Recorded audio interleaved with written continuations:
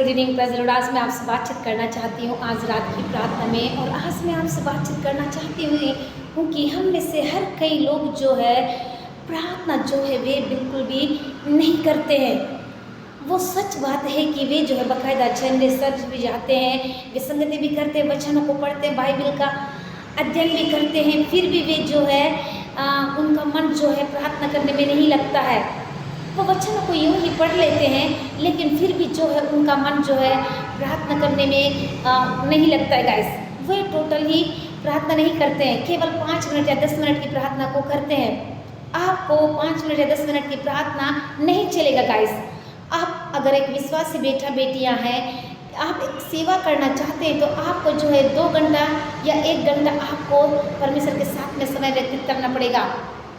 आज रात की प्रार्थना में मैं आपको बता दूं, आप बाकायदा संडे चर्च भी जाते हैं और संगति में भी जाते हैं और आप जो है परमेश्वर के वचन से जो है बहुत ज़्यादा दूर है। लेकिन आज की रात की प्रार्थना में मैं आपको शेयर करना चाहती हूँ। सबसे पहले जब आप उठते हैं तो अपने मोबाइल को आप चेक करते हैं गाइस कि किसका मैसेज आया या किसने मुझको कॉल किया। वजह इसके कि अगर आप उठकर परमेश्वर को धन्यवाद देकर परमेश्वर से आप यह प्रार्थना करने लगते हैं कि प्रभु आज आपने मुझसे क्या बात किया उसको स्मरण दिला दीजिए, या आप मुझसे क्या कार्य करवाना चाहते हैं। आप किसी के मैसेज का आने का इंतज़ार करते हैं या किसी के कॉल का। आपको उन चीज़ों के पीछे नहीं जाना है, आपको परमेश्वर के पीछे जाना है गाइस। आज की रात की प्रार्थना में मैं आपको शेयर करना चाहती हूँ, आप किसी के कॉल का या मैसेज आने का इंतज़ार करने लगते हैं। क्या आपने कभी अकेले में सोचा है कि क्या आप अपने परिवार के लिए, अपने देश के लिए, आप जहाँ रहते हैं उस नगर के लिए, उस गांव के लिए, उस राष्ट्र के लिए, अपने कलीसिया के लिए, अपने अड़ोस पड़ोस वाले के लिए, अपने दोस्त सगे संबंधितों के लिए प्रार्थना करते हैं जहाँ आप जॉब करते हैं। अभी जो परमेश्वर के बेटे सूरज प्रमणि पास्टर जी आए हुए थे, उन्होंने कहा कि क्या आप जहाँ जॉब करते हैं वहाँ परमेश्वर की महिमा होती है। लोग आपको देख कर क्या वो आपको कहते हैं कि वाह ये परमेश्वर की बेटी है या बेटा है। आपको ऐसा बनना है गाइस। आपको मैं बता दूँ, जहाँ मैं जॉब करती हूँ वहाँ सर मुझको हमेशा बोलते हैं कि ये तो यीशु मसीह की दीवानी है, वो पागल ही हो गई है, हमेशा जो है उसी की दुनिया में रहती है, ऐसा बोलते हैं। लेकिन वो बोलते हैं करो करो, हमेशा मुझको जो है प्रेयर के रूप में ही देखते हैं। मैं बताना चाहती हूँ कि क्या आप जो बीमार है उसके लिए आप प्रार्थना करते हैं, जो बंधनों में है, जो कई बंधुओं में है, जो कई फंसे हुए हैं, उनके लिए आप प्रार्थना करते हैं? नहीं ना। तो आज की रात की प्रार्थना में मैं आपको शेयर करना चाहती हूँ, बड़ी ईमानदारी के साथ में आप अपने दिल से पूछिए। अगर आप नहीं करते हैं तो आज ही प्रार्थना करना शुरू कर दीजिए। आपको मैं बता दूँ, मैं करती हूँ गाइस। मैं जो है ऑल नाइट प्रेयर भी अकेले परमेश्वर के साथ में करती हूँ। मैं व्यक्तिगत संबंध जो है परमेश्वर के साथ में करती हूँ और पूरी दुनिया के लिए जहाँ तक मेरी नज़र जाती है वहाँ तक मैं कोशिश करती हूँ कि मैं लोगों के लिए प्रार्थना कर सकूँ, मध्यस्थता कर सकूँ। और आपको मैं बता दूँ, आइए आप मेरे साथ में निकाल लीजिए क्या कहता परमेश्वर का बहुत ही प्यारा खूबसूरत वचन है। लूका के 22 का 41 और 40 पद में जहाँ पर कुछ इस प्रकार से लिखा हुआ है, वह उनसे अलग लगभग पत्थर के फेंकने की दूरी पर तथा गया और घुटने टेक कर प्रार्थना करने लगा। कौन? यीशु मसीह गाइस।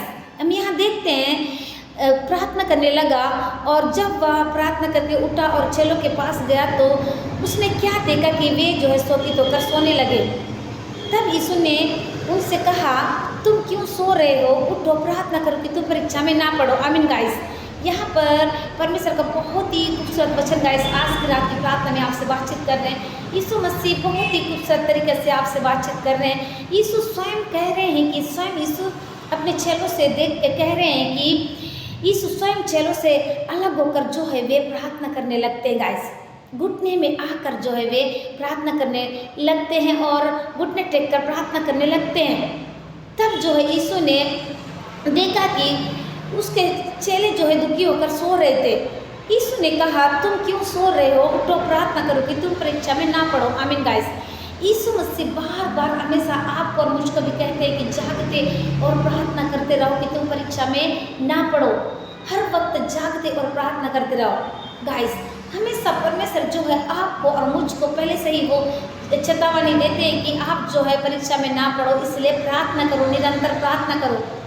हमेशा परमेश्वर कहते हैं कि जागते और प्रार्थना करते रहो कि तुम परीक्षा में ना पड़ो। स्वयं यीशु मसीह और परमेश्वर का बेटा होकर जब प्रार्थना करने घुटनों में आकर आपको और मुझको बहुत ज़्यादा प्रार्थना करने की ज़रूरत है गाइस। हम जो है परमेश्वर के बेटा बेटी लोग हैं, तो हमको चाहिए कि हम और ज़्यादा परमेश्वर के नज़दीक में जाएं और करीब में जाएं। परमेश्वर चाहते हैं कि उसके बेटी बेटा जो है बहुत ही सामर्थ्य में होकर जो है परमेश्वर की आराधना को करें। सो गाइस, मैं आशा करती हूँ कि आप सब ने इस वचन को सुनकर जो है बहुत अधिक आशीष को पाए होंगे। सबके लिए मैं प्रेयर करना चाहती हूँ।